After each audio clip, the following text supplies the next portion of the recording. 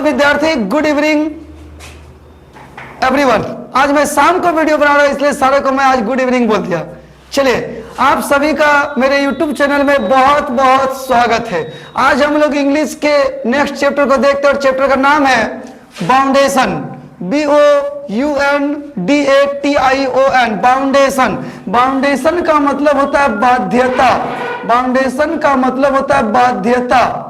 इसका हिंदी होता है बाध्यता। बाध्यता मतलब क्या होता है?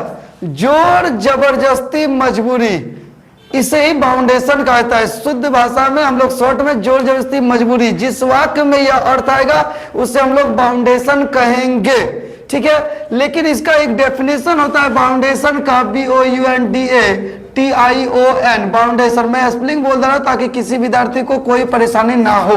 देखिए, बाउंडेशन किसे कहता है, आप लोग लिख लीजिए, अपने कॉपी में लिखिए। It indicates towards the sense of necessity, towards the sense of necessity, requirement और बाउंडेशन इन अ सेंटेंस। फिर से मैं रिपीट कर दे रहा हूं, आप लोग लिखिए, फिर मैं हिंदी करवा दूंगा। It indicates towards the sense of necessity, requirement और बाउंडेशन इन अ सेंटेंस। इसका मतलब होता है इट इंडिकेट्स, मतलब यह सूचित करता है, यह दर्शाता है, यह बताता है, यह वर्णन करता है। क्या वर्णन करता है? कौन करता है? बाउंडेशन। क्या वर्णन करता है? Indicate towards the sense of necessity, यानी जरूरी की ओर आपको इशारा करता है। रिक्वायरमेंट यानी जरूरत की ओर इशारा करता है। और बाउंडेशन यानी जोर जबरदस्ती मजबूरी को बताता है। जिस वाक्य में यह अर्थ आएगा वो वाक्य आपका बाउंडेशन होगा। अब इसको हम ठेठ भाषा में 100 का एक बात में हम ये बोल सकते हैं, यदि हम किसी वाक्य को देखते हैं, पढ़ते हैं, सुनते हैं और इसके बाद यदि यह अर्थ निकलता है कि उस वाक्य में जरूरी है, जरूरत है और जोर जबरदस्ती मजबूरी का अर्थ अगर उस वाक्य से आता है तो उस वाक्य को हम लोग बाउंडेशन कहेंगे। अब बाउंडेशन हम लोग कैसे बनाएंगे? बाउंडेशन का यदि कोई वाक्य हम लोग के सामने आता है, if any sentence comes before us and that sentence gives the meaning of boundation at that time, how to convert that sentence, उस सेंटेंस को हम कन्वर्ट कैसे करें? तो प्लीज सब कोई ध्यान दीजिएगा। हम लोग उसके लिए क्या करेंगे, देखिए यहां पे मैं लिख रहा हूं डिल फॉर बाउंडेशन। डिल फॉर बाउंडेशन यानी बाउंडेशन के लिए डील कैसे होगा, यानी इसको हम ये बोल सकते हैं how to deal with a boundation sentence, यानी बाउंडेशन के वाक्य के साथ हम डील कैसे करें, बर्ताव कैसे करें, ट्रीट कैसे करें, ट्रांसलेट कैसे करें।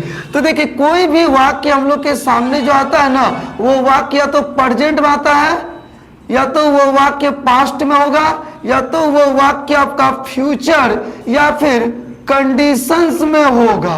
अब आपके मन में थोड़ा सा टेंशन हो गया कि ये कंडीशंस क्या है, तो देखिए मैंने आपको पोसेशन चैप्टर में भी इसके बारे में जिक्र किया था, फिर से कर दे रहा हूं। जो चल रहा है उसे वर्तमान कहेंगे, जो बीत गया वो पास्ट होगा, फ्यूचर जो आने वाला है उस काम को हम फ्यूचर कहेंगे। और कंडीशंस मतलब होता है स्थिति, परिस्थिति को बताएगा। मतलब कभी कभी कुछ वाक्य हम लोग के सामने इस तरह का आता है जिसमें ना तो पता पढ़ने के बाद पता चलता है कि वो प्रेजेंट है, ना पास्ट है और ना फ्यूचर है, बल्कि वो कंडीशंस में आते हैं। हर कंडीशंस में वो अपने आप को चेंज करता है, कभी वर्तमान को बताता है, कभी पास्ट को, कभी फ्यूचर को, उससे ही हम लोग कहेंगे कंडीशंस, ठीक है। तो देखिए, हम लोग एक जानते हैं बाउंडेशन के लिए बाबू 3 चीज आएगा, ध्यान दीजिएगा। एक आता है हैज, एक आता है हैव और एक आता है हैड। ये पोसेशन में भी था। ये 3 के बिना आपका बाउंडेशन बनना संभव ही नहीं है, बिल्कुल इम्पॉसिबल है, संभव ही नहीं है। ये 3 चाहिए ही चाहिए। तो देखिए, प्रेजेंट में हम लोग का आता है, प्रेजेंट में आपका आता है हैज या हैव। प्रेजेंट में आपका हैज या हैव आएगा, पास्ट के लिए आपका हैड आएगा और फ्यूचर के लिए एक्चुअली आता है विल्स, लेकिन यह फ्यूचर के साथ कंडीशंस है, इसलिए यहाँ पे हम मॉडल वर्ब का जिक्र कर रहा हूं, क्योंकि मॉडल वर्ब में टोटल 14 है, जिसमें 2 है फ्यूचर विल्स है, बाकी जो 12 बच जाता है वो कंडीशंस को बताने के लिए आता है। क्या फ्यूचर के साथ कंडीशन को रखा गया, इसलिए हम यहाँ पे मॉडल वर्ब का जिक्र किए। और मॉडल वर्ब का हम लोग जानते हैं कि इनका 5 रूप नहीं होता है, इसलिए जब भी लेगा अपने बाद हमेशा वर्बन लेगा, और वर्बन के रूप में कौन है? हैव। इतना तो आप लोग जानते होंगे। क्योंकि हैज आपका वर्ब 5 है, हैड का वर्ब 2 और वर्ब 3 ये दोनों फॉर्म में आता है हैड, ये वर्ब 1 के फॉर्म में है हैव। ये बात ध्यान रखिएगा, वर्ब 1 कौन है तो हैव है, तो मॉडल अपने बाद हमेशा वर्ब 1 ले लिया। आप सोच रहे थे सर ये तो पोसेशन में भी यही था, फिर क्या अंतर है, what is the difference between boundation and possession. तो देखिए मेरे प्यारे विद्यार्थियों, इसमें क्या है ना कि बाउंडेशन का मीनिंग यदि आपको देना है तो इसमें आपको 2 प्लस वर्ब 1 देना पड़ेगा, हेल्पिंग वर्ब के बाद 2 प्लस वर्ब 1 देना पड़ेगा, 2 प्लस वर्ब 1 देना पड़ेगा। और इस 2 प्लस वर्ब 1 को ग्रामर की भाषा में इन्फिनिटिव कहा जाता है। इसे क्या कहता है, इन्फिनिटिव। हमेशा 2 अपने बाद वर्ब 1 लेता है, ये बात भी ध्यान रखिएगा। आने वाले एग्जाम में आपका इस तरह से बहुत सारा एरर मिलता है, 2 के बाद वर्ब 3 रहेगा तो वो रॉन्ग हो जाता है, 2 अपने बाद हमेशा वर्ब 1 लेता है। यहाँ तक हो गया क्लियर। अब हम लोग सेंटेंस की ओर आते हैं, क्लियर है। आप सारे कोई इसको अपने कॉपी में नोट डाउन कर सकते हैं, मैं आगे बढ़ रहा हूं। चलिए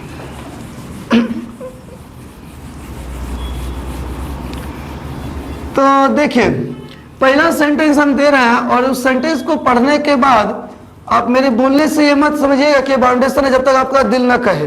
पहला सेंटेंस है, ध्यान से देखिएगा, this is the first sentence of this chapter. मुझे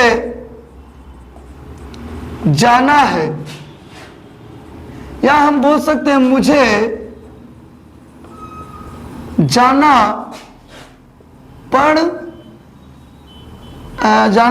पड़ता है, मुझे जाना है या मुझे जाना पड़ता है, दोनों एक ही है, बस लिखने का तरीका बोलने का तरीका अलग है, मीनिंग वही है। मुझे जाना है या मुझे जाना पड़ता है, सब क्या समझ रहे हो। मुझे जाना है, मन नहीं है, लेकिन किसी न किसी प्रकार का कोई जरूरत है, आवश्यक है, या कोई ना कोई जरूरी मजबूरी है, मेरे साथ कोई बाध्यता है, ना चाहते हुए भी मुझे जाना है। यानी यह सेंटेंस बाउंडेशन का मीनिंग दे रहा है। देखिए मेरे प्यारे विद्यार्थी, जो भी सेंटेंस मैं बनाऊंगा उसका पहले मैं आपको रूल दूंगा, फिर ट्रांसलेट करने सिखाएंगे। तो मुझे जाना है, कब जाना है भाई, जरूरत पड़ेगा तब जाना है, नहीं मुझे जाना है, नहीं वर्तमान में जाना है हमको। तो वर्तमान को बताने के लिए बाउंडेशन में कौन आता है, हैज या हैव, ये हो गया। और इस सेंटेंस में जोर जबरदस्ती मजबूरी का भाव दिख रहा है, तो हम यहाँ पे बाउंडेशन के लिए क्या दे रहे हैं, 2 प्लस वर्ब 1। देखिए हम लोग पुराने बुद्धि में हम ये भी देख सकते हैं, जिस वर्ब के अंत में ना है, जिस वर्ब के अंत में ना है या फिर जिस वाक्य के अंत में पड़ रहता है उससे भी हम लोग बाउंडेशन कहते हैं। तो बाउंडेशन के लिए 2 प्लस वर्ब 1 दे दिए। और दुनिया के किसी भी सेंटेंस में फर्स्ट में सब्जेक्ट होता है और लास्ट में ऑब्जेक्ट होता है, ये रूल तैयार और ये रूल हो गया सही। आपका इसका इंग्लिश क्या होगा भाई, मुझे जाना है, आई हैव टू गो, मुझे जाना है, आई हैव टू गो। आई तो हैव लेगा ना, ही रहता, सी रहता, इट रहता, कोई नाउन रहता तो हाँ हैज देते हम, तो आई हैव टू गो, मुझे जाना है। देखिए 1:6, इसको हम लोग 6 रूप में जाएंगे, 1:6, इसका 6 सेंटेंस हम लोग बनाएंगे। कैसे बनाएंगे, पहले हिंदी में बोल दे रहा हूं, पहला सेंटेंस है, ऐसे मैं बाउंडेशन चैप्टर में बता चुका हूं, सॉरी पोसेशन में। मुझे जाना है, मुझे नहीं जाना है, क्या मुझे जाना है, क्या मुझे नहीं जाना है, मुझे क्यों जाना है, मुझे क्यों नहीं जाना है। इस तरह का 6 सेंटेंस होगा। तो इंग्लिश कैसे बोलेंगे, मुझे जाना है का इंग्लिश हो गया आई हैव टू गो, मुझे नहीं जाना है आप खुद से बोलिए क्या होना चाहिए, मेरे साथ बोलिए क्या होना चाहिए, I have not to go. क्या मुझे जाना है, हैव आई टू गो, क्या मुझे नहीं जाना है, have I not to go. मुझे क्यों जाना है, why have I to go, मुझे क्यों नहीं जाना है, why have I not to go. और ये इस तरह से 6 सेंटेंस हुआ।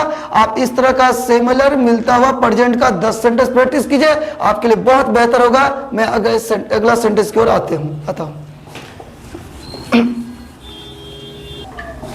आपको पढ़ाना था या पढ़ाना पड़ा या पढ़ाना पड़ता था या पढ़ाना पड़ा था।